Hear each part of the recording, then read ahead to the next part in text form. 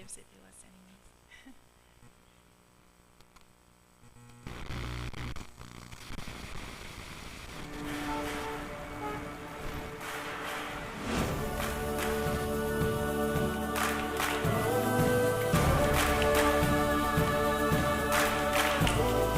What a fellowship, what a joy divine, leaning on the everlasting arms. What a blessedness, what a peace is mine, leaning on the everlasting arms.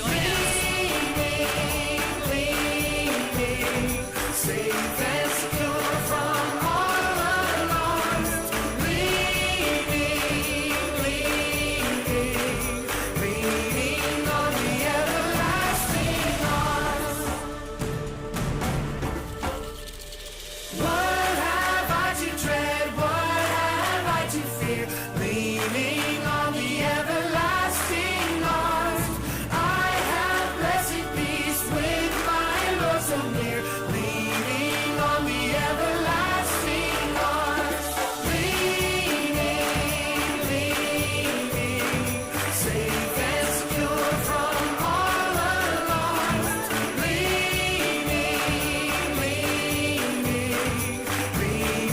on the everlasting arms. I'm leaning, you know I'm leaning, you know I'm leaning on the everlasting.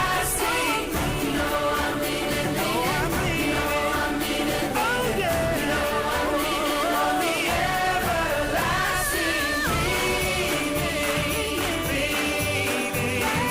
Safe and secure from all alarms. Leaning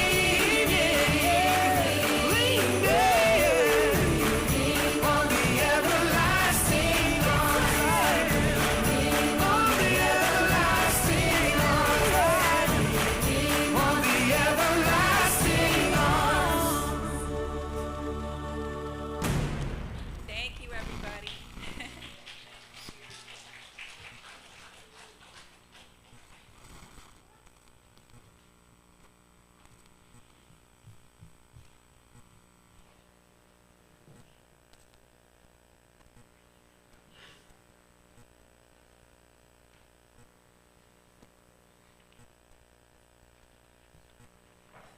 Today is Women's Ministry Emphasis Day, a special Sabbath to celebrate the meaningful contributions women make in their homes, churches, communities.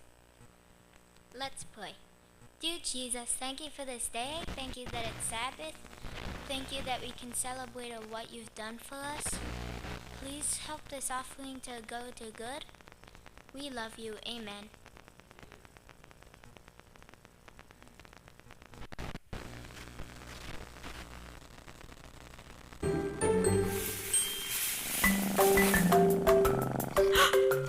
Why, hello there. I'm Dottie. I'm a super cool cat called an ocelot. I've got a lot to tell you about ocelots. I'm bigger than a house cat, but smaller than a jaguar. But I like being an ocelot a lot. See my pretty patterned fur? It's short, so smooth, and check out these shapes. I like ocelot spots and dots a lot. Ocelots have stripes too. They're on my face and neck. See? The fur God gave me helps me blend into the forest. Can you spot me? Ocelots prowl around at night. When you're fast asleep, I'm on the move. I meander along as quiet as can be. And I mustn't forget to mention my whiskers. They're long and lovely, and they help me feel my way around the dark rainforest at night. You may wonder, where's my safe place? Where do I go to rest? Well, I climb a tree. Trees are a refuge where I rest in peace after a long night's hunt. A refuge is a safe place to go, or a safe person to be with. In the Bible, Book of Psalms, chapter 142, verse 5, it says, "Then I pray to you, O Lord. I say, you are my place of refuge." God is your refuge. You don't have to climb a tree to be safe with God. God is with you everywhere. Sometimes life will feel a little dark and scary. It may seem like good stuff is all gone. Even in those dark times, God's love takes good care of you. No matter what's going on, you can pray and talk with God about it because God is our safe place. Wow, God! Guess what, you cool cats? God likes you a lot. An ocelot a lot. Bye now.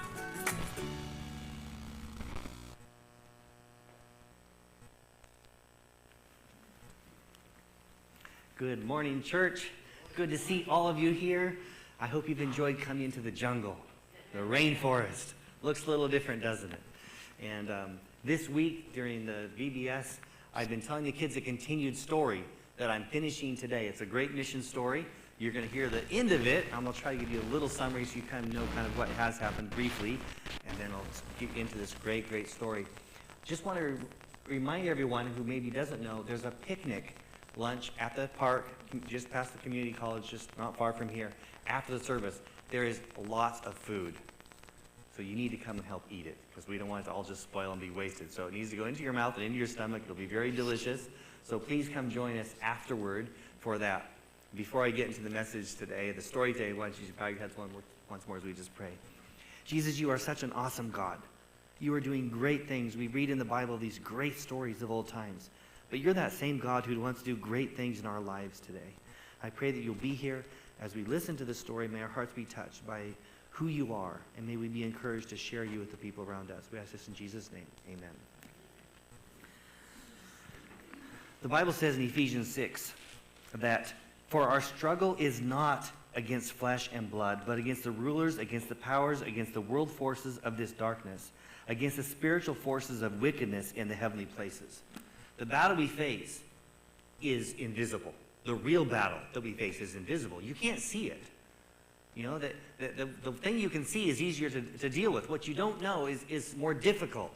But the Bible reveals that there's a spiritual battle going on. And we have God on our side.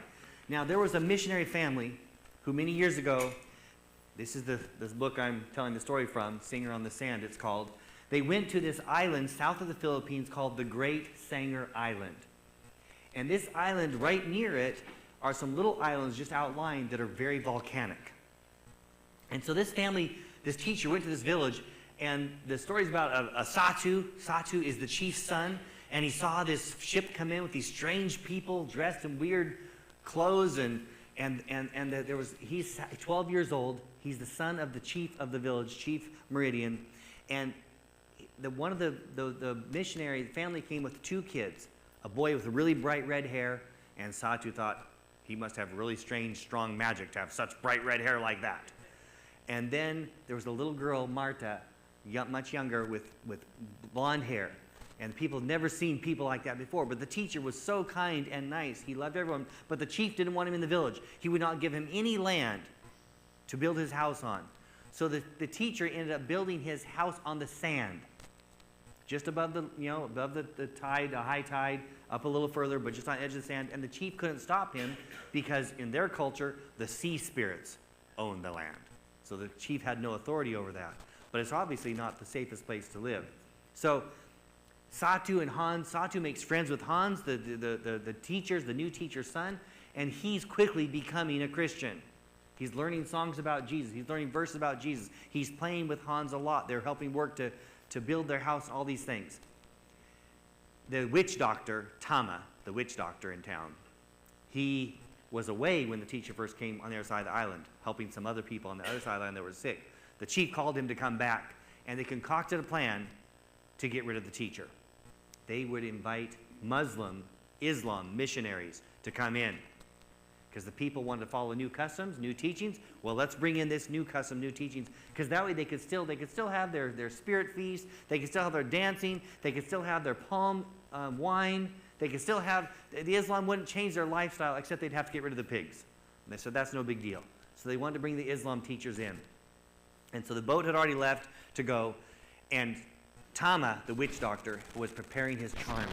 He had 3 of his biggest charms: a goat's skull, a shark's tooth, and the most potent of all was a dead, dried snake, a big, dead, dried snake he'd gotten from another witch doctor from another island. They didn't have snakes that big on their island. And every time that the witch doctor had cast spells, he would do this potion of herbs and mixes, and he'd rub it all over his body. He'd put it on the charms that he had, and he would do some incantations. And every time he did this, whoever touched the charm that he had, something horrible, some great calamity would happen to them. Either an accident, great sickness, or even death. Now, Tama, the witch doctor, when he was come back to his house from the other side of the village, the little girl Marta had come into his house and brought him some flowers and then cleaned his house and was so nice. And he never had any children of his own. He was single. He lived in this house alone. He was surprised by this. Well, Tama had gotten up, he had gone, and he had bathed in the spring, and he had brought a pot of water. He was going to come back so he could cook his meal. And as he came up the ladder, he had his charms all laid out. He had put all the spells on them. And he's walking up the ladder into his hut, and he looks in, and he sees that little girl Marta with the yellow braids sitting there holding the snake. Tama dropped the pot there against the ladder. And he started wailing. He didn't want anything to happen to that. He wanted the teachers gone. But this girl had kind of taken his heart. She was so nice to him. He didn't want anything bad to happen to her. And he began wailing. Now, Satu and Hans had been out playing, and they didn't know where Marta was. And Hans said, "Oh, Marta loved to go play house up in Tama's house," because they actually stayed in that house for a little while when they first came, because there was nowhere else for them to stay until they built their house when the witch doctor was away. And so they thought, oh, he might be bothering him. Let's go up there. So Satu and Hans raced over to that hut. When they got to the hut, they heard this noise. It sounded like an animal that was dying. It was a horrible sound. And they weren't sure if they should even go up at the ladder. But Hans climbed up the ladder and peeked in. And there was the witch doctor, Tama, crouched down, holding Marta, and sobbing and wailing. Because Tama was certain something really bad was going to happen to this girl, because she didn't only touch the snake, she was holding the most dangerous of all the charms. And Satu looked, and he saw, and Satu's eyes got big because he just saw the witchman, but he put 2 and 2 together. He figured she must have touched one of his charms. And so Hans said, "Marta!" And Marta jumped out of the witchman's arms and came down the ladder, and Satu looked at Hans and said, "Hans, we better go tell the teacher, quick, your dad, so he can get strong magic from his God, because this magic is super strong. Something really bad's going to happen to Marta." And Hans looked at Satu, and Hans just laughed. He said, "What are you talking about?" He said, "The God that I serve is bigger and powerful than any of the witch doctor's things. I'm not worried." Satu wasn't so convinced. So, "We better go talk to your dad." So they went down to the teacher's house, and Satu came in, and Hans explained to him, and the teacher then talked to the boys. And he said, "Our God that we serve in heaven is in control of everything. He is all-powerful. We don't have to worry about any of the witch doctor or any of these other spirits, because God is bigger and stronger." Satu is listening, but he wasn't so sure, because his whole life he had grown up seeing the witch doctor do these things, and every single time something bad would happen. And he wasn't sure, but he listened to what the teacher said. He wanted to believe what the teacher said, but he wasn't sure. And so a few days went by, and one morning after breakfast, Marta was told not to go play in the witch doctor's house anymore, because they didn't want to disturb him and bother him, although the witch doctor actually loved when she came. And so one morning after breakfast, Marta disappeared. Nobody knew where she was. The parents didn't know where she was. They began going around to the village, asking all the huts in the village, do you know where Marta is? Nobody knew where Marta was. They found Tama. Tama was just weeping. He was just sobbing. He was just crying. And the teacher's like, Tama, just tell me, do you know where Marta is? And he's just crying. He doesn't even want to say anything. And finally he speaks and says, no, I don't know where she is. But he was concerned that because she had touched the charm, something horrible must have happened to her. The teacher said to all the village, he said, the God that we serve is bigger and stronger than all these spirits. You will see that God can protect Marta. She has nothing to worry about. God, you will see that she is safe and fine because she's in God's hands. And she's only left after breakfast this morning. It wasn't even midday yet. He said, let's just go look around. We'll find her. So they began to search. And Tama and Satu was with Tama, the witch doctor, the chief's son, and they went into the jungle. They went near the spring. They pushed through some vines. And Tama actually spotted Marta. There she was. And she was back in the jungle near a vine collecting all these flowers, picking all these flowers. And she turned and she saw Tama and she smiled and she raised the flowers up to him. And Tama's heart just leaped with joy. He scooped her up in his arms and just held her. He was so glad that she was okay, that nothing had happened to her. And he came back to the spring, and all the village had gone around the jungle spring, thinking that she might be out there. And Tama handed Marta back to her dad. And the teacher said to all the villagers, see, nothing has happened to her. She's fine. The God that we serve is big and powerful. Well, a few days later, the boat came back. The chief had gone with 11 of the village men to go bring back the Islam teachers. And the Islam teachers returned. And there were 2 younger guys and an older guy. The older guy was Guru Mala. And Guru Mala had pebbly dark eyes, and he seemed a little stern. He was the leader of them all. And the chief and old Gola had concocted a plan in Tama that they would give them the best land in the village, just above the teacher's house, but where they could grow gardens and trees. And there were 3 men. And so the chief ordered that they build houses for them, a house each. Every single house they built for these Islam teachers was bigger than the 4-bedroom house that the teacher had built on the sand. And they were nicer. And the chief ordered the women to make matting and to bend the thatch roofs and to get supplies out of the jungle. And so they worked to build these houses for these men. And they planned to they had a great feast to celebrate the Islam teacher's arrival. And the village people had all been going down to the teacher every night and every morning to sing songs and to read out of the magic books. That's what they called them, right? The Bible. They were learning. But when after the great feast happened, the people are drinking the palm oil and dancing to the devils and all these things, the people stopped going down to see the teacher. Satu still went to the teacher, but hardly any of the villagers were there anymore. And after the great feast of 3 days, many people got sick. Before people got sick, they were going down to the new red-haired teacher, missionary. But after this, after they had feasted with the devils, they were going to Tama for help. And Tama was kind of glad because now he was important again. People were coming in to help them. And Satu, it was always curious for Satu ever since he was young.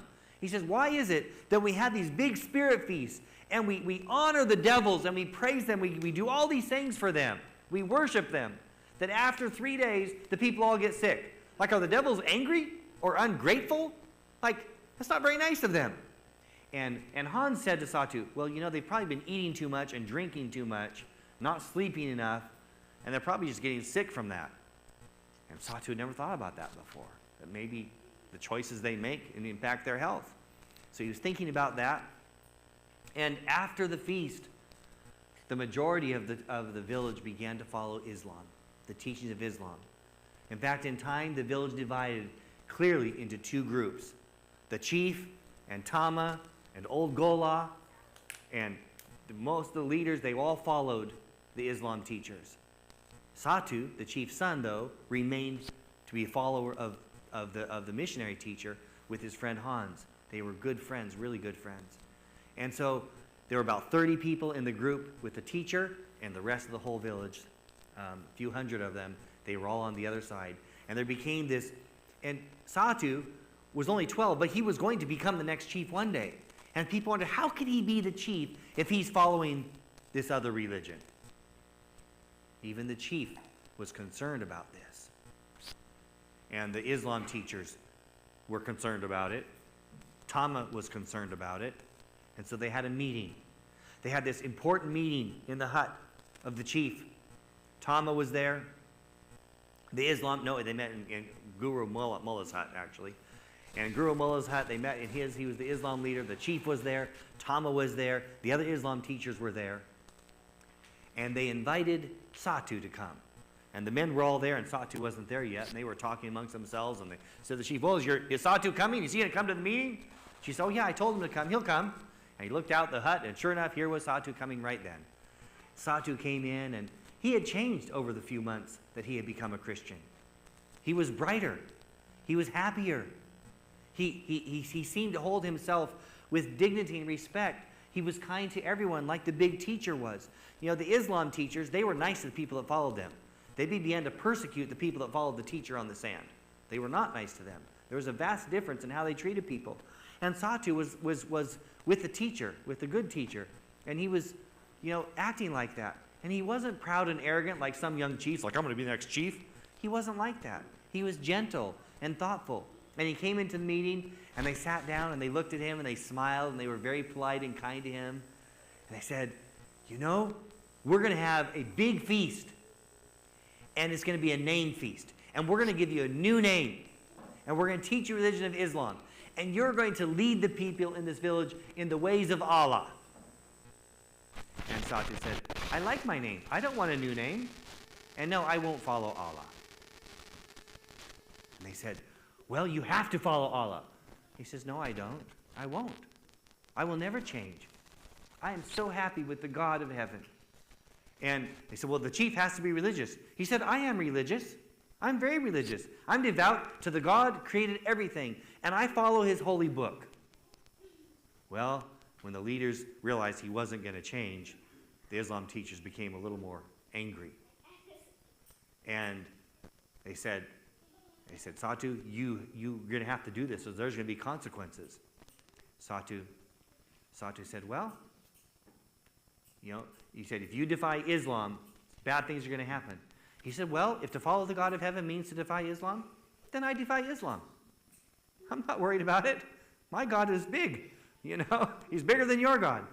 And then he looked at him and said, oh, it's evening time. I go down for the teacher sings and has worship at his house every night. I never miss, He got up and said, I must be going. And he walked down the ladder. And they were stunned that Satu held his composure, was kind and polite. And when he left, Tama, the witch doctor, noticed all the joy from that hut seemed to disappear. All the other men were angry and bitter and cold-hearted. And Tama was like, I don't know if it was such a good idea to bring the Islam teachers here anymore. It was his idea. The chief had gone along with it, but now it was not good. And after Satu left, they talked amongst themselves. And the Islam teachers said, Chief, your son's better off dead. There's no reason to be alive. He is hurting this village. What if he gets other people to follow in this? Crazy beliefs. We've got to do something about it. They said, we've heard that in times past, your ancestors would take people to the volcano mountain, and it was starting to be more active and spewing fire, and the people have never seen it so active in all their lives. And they said, in the past, your ancestors, they used to take humans and put them there to sacrifice them to appease the fire spirits. And Thomas said, yes, that's true. And the Islam teacher says, well, we need to take Satu. We need to sacrifice him. We need to take him out there. And the chief just held his head like this. He didn't even want to think about it. Didn't want to look up. This is his own son, his only son. And he was torn between what was happening. And they said, it'll be easy. Satu loves to go fishing. We'll just take him out on a night fishing trip. And then we'll just dump him on the island. And Chief, you'll come and you'll invite your son. The chief said, no, I won't go. I can't go. You got to understand. I can't watch. He said, okay. Gola will go, and I'll go. Guru, Mala. They'll go. And we'll take him. We'll take him tomorrow night, and we'll go out there. Oh, we won't leave him there forever. We can come back and get him. This is just to teach him a lesson. Well, the next morning, Hans and Martha were playing on the beach, building little sandcastles and finding seaweed and shells and making little things. And they were playing together nicely. And Satu went down and saw them on the beach and jumped in and helped them and just were talking and chattering. And as they're there, they see old Golok come with big fishing nets around his neck. And he came down and Satu said, he didn't go fishing very often, but he loved to go fishing. He said, oh, you're going fishing in the middle of the day? And old Golok said, oh, yes.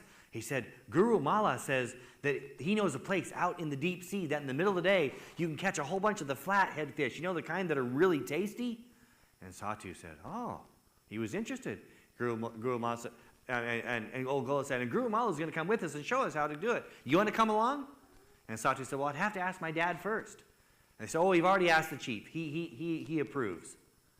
And so Satu he's playing with Hans. He was enjoying playing with his friend Hans, but he couldn't go fishing very often. He was excited about the opportunity. He said, okay, I'll go. He said, Hans, I'll be back for worship. I'll be back tonight for the singing. And he jumped in the boat. They all got in, and they took off. They went out in the day, and sure enough, they did find a whole bunch of fish. And Satu was helping them get the nets and come in. Hans wanted to go too, by the way. They said, oh, the boat may not have enough room for you because we're going to have it full of fish. So Hans wasn't allowed to go, but they took Satu. And the day went on, and it was hot in the sun, working in the day, and Satu got tired, and he lay down to have a little rest. While he was resting, they turned the boat straight toward Fire Mountain. And they got closer and closer, and Satu woke up. He said, aren't we getting a little closer to the mountain? It's spewing out, smoke and stuff. He said, aren't we getting a little close? And the old men, the men, they just had a stern look on their face. They didn't answer him. They just kept paddling straight toward the shore. They got kind of close, and Satu felt a big hands pick him up and just dump him in the foreshore. They turned the boat around, and they took off speedily. Satu finds himself wet and gets up. He wants to jump back in the boat, but it was already too far away. He was a good swimmer, but there were sharks. He had seen many sharks that day when they were out fishing. It was 2 miles from there back to the village. He's there on the island. He goes up on the island, and the volcano was becoming more and more active. And he knew no one's going to know where he was. He said, surely my dad will come after me. Does my dad know? My dad wouldn't know for sure. Or does he? And then Satu said, well, Hans or the teacher, they'll come for me. Oh, but they won't know I'm here. And he knew these men, when they got back to the village, they're going to tell them a lie. They'll tell them he fell in and drowned or something like this. And nobody will know that he's even there. Now, the teacher, the night before, had taught them a new song. A new song, he said, from a reformer hundreds of years ago who wrote the words of the song. And they just taught the song. And Satu was remembering this song in his mind. A mighty mountain is our God, a wall that will not fail you. And so Hans remembered that song. He thought, is God bigger than this mountain right here that's spitting out fire? He tried singing this song. He could hardly hear his own voice because of the thundering and the smoke. And Hans realized, wow, he thought, what would the big teacher do if he were here? He remembered all the things. He was trying to remember all the things the teacher had taught him. And he believed he was never going to be rescued. There's no way. Nobody would know he was there. He was there, even there. And he lay down on the sand later that night. No food, no water. Nothing alive on the island because the volcano was so active. The seabirds that were there occasionally, they were all gone. There was no life on the island. I mean, there were a few plants, but there was no food or anything. And so, toward the evening, Satu fell on the sand, face down, and he began crying out to God. And he wasn't crying out for rescue because he knew he wasn't going to be rescued. He was crying out that he would be strong and ready to meet Jesus when he died. And as he's there crying out to God, suddenly below him on the beach literally opened up a chasm, and a breath of brimstone smoke came out. The volcano was starting to erupt. And it comes up, it happened so fast, and suddenly he felt a hand on him. picking him up. Hans, let's get in the boat. It was the voice of the teacher. And he thought, how did the teacher know I was here? The teacher said, just don't look back. Just sit in the boat. And we're going back to the village. It was night when they got back. Hans raced out, eager to find his friend Satu was there. And the teacher said, don't go back home. Nobody knows you're here. It's who knows what they'll do now. They tried to get rid of you. Who knows what they'll do now? When they got back to the village, he said, you stay with us in our house. And Satu was happy to do that, but the volcano was becoming more active. The villagers weren't sleeping. In fact, the volcano had become so active at this time that the chief and all the villagers had gone up higher into the mountains, into the island, to be away from the volcano. Because even if the volcano was 2 miles away, even if the fire didn't get them, if it falls into the ocean, what's going to happen? Great big tidal wave. Wasn't safe. And the singer on the sand was in the most precarious, dangerous position, right closest to any big wave that would come. And so the chief had ordered, though, that the Christians weren't allowed to leave the village. They had to stay down right there on the village, right by the seashore, while all the other villagers who followed Islam went up. But the chief had Guru Mala, and the other Islam teachers, they stayed there to make sure that no Christians tried to go up the trail to safety. And they sat there, and Tama was with the Islam teachers looking down on the Christians. The Christians had all gone to the teacher's house because they were scared. Nobody was sleeping even at night, and it wasn't even that dark at night because the flames from the fire mountain were there. This is a true story, by the way. And the Islam teachers were there with Tama, and Tama was looking down at them. His heart tugged at him. He almost wanted to go down there. In fact, just a couple nights before, Tama had a dream. In his dream, he was on that little strip of sand. And the volcano started to erupt. And while he was there, this white boat, which is what the teacher's boat was, came. And little Marta was there with her hands holding them out to Tama. And Tama got in the boat, and this peace flooded over him like he had never had before. He woke up in the morning believing this was a dream from God. And he felt peace like he'd never had in his whole life. And he went about his day really, really great. But when all these events began to happen, when he saw what was happening to Chief Satu's son, he thought, I've gone too far. I don't think God would ever accept me. And he began to disbelieve that dream that God was reaching out to him. And so he was there in the hut of Guru Mala, looking at all the Christians that had gathered around the teacher's house, and they were singing and praying. And the people were scared. Sure, they were scared, because here's a volcano right there they could see, not far away at all.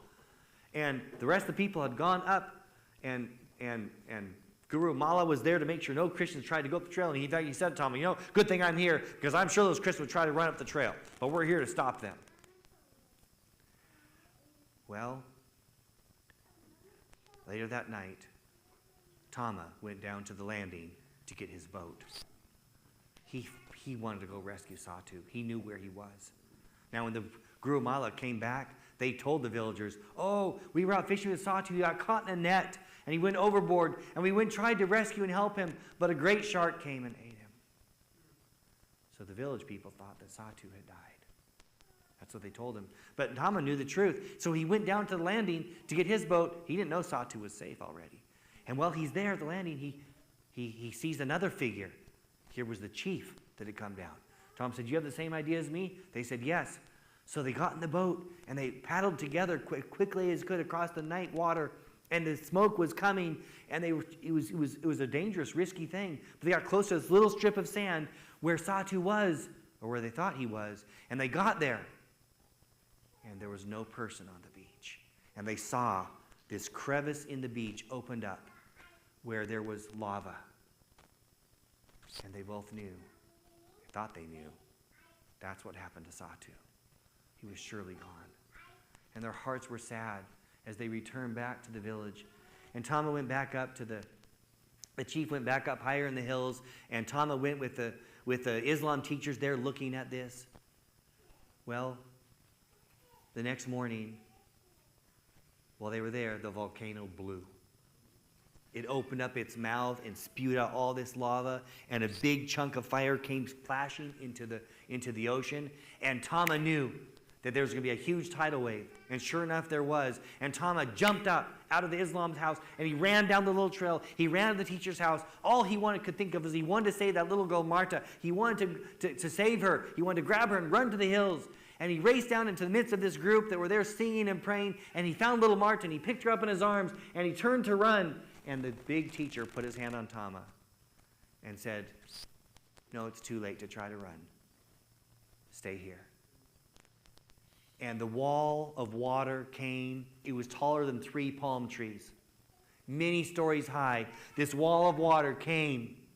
And as it came, right when it came to the teacher's house, this big wall of water split in 2.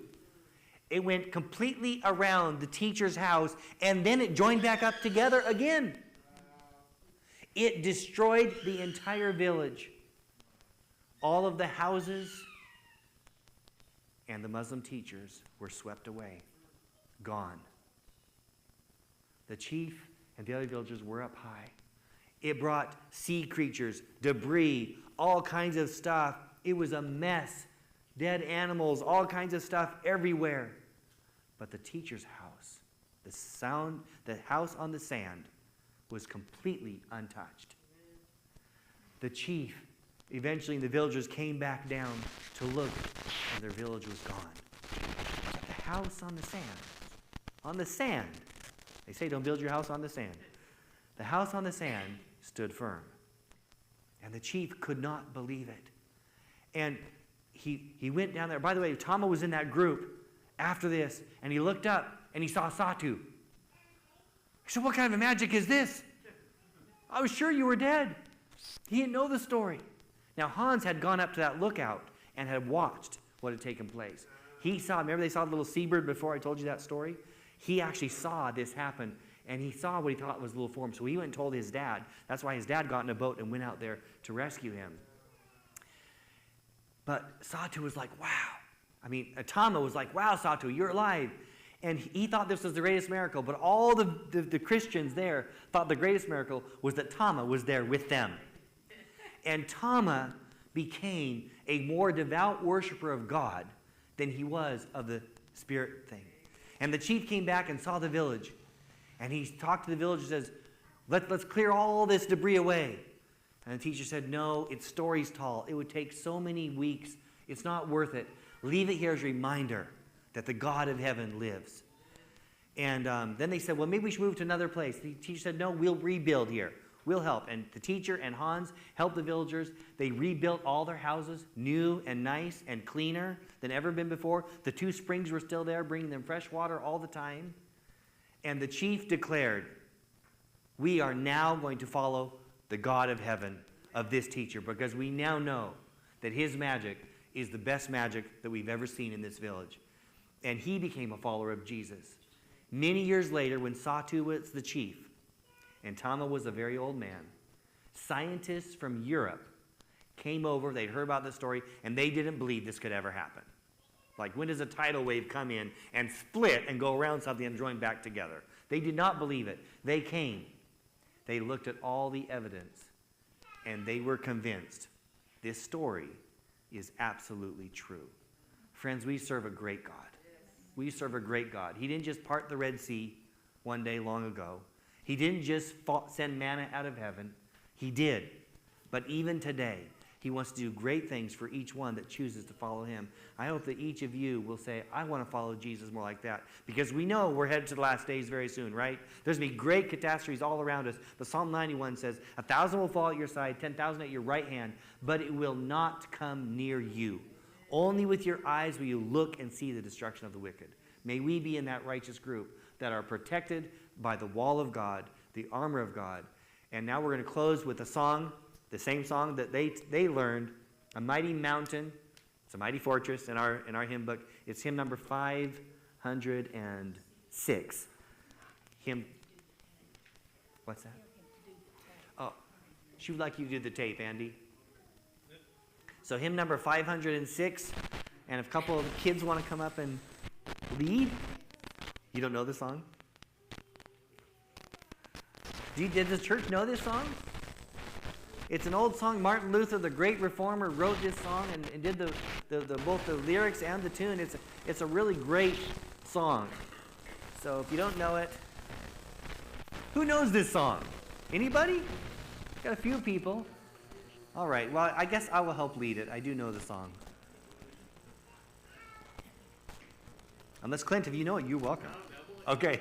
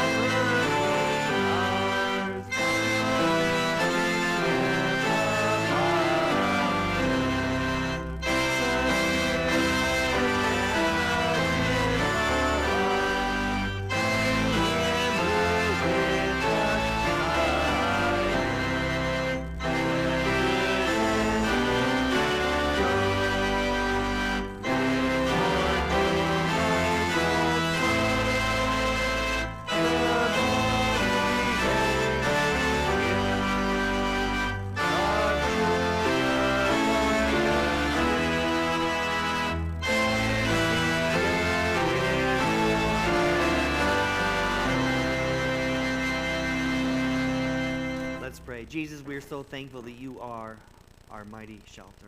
You are our mighty fortress. And you are our God. We're so thankful to know you and to choose you, to have the peace and love and kindness in our hearts. Lord, help us to be missionaries to our homes, to our families, to our neighbors, to our communities. And wherever you call us in this world, Lord, at our places of work or even on vacation in faraway places, you call us all to be your ambassadors, to be your lights and your representatives. Lord, I pray that you'll pour your Spirit out upon each of us, that each of us will choose you with our whole heart. We will be not caught in by the devil and all of his deceptions and all of his temptations. We will cling to you, that we can have confidence that one day when you come again soon, we will be ready to meet you in those clouds of glory and live with you forever and ever. And all of God's people said, amen.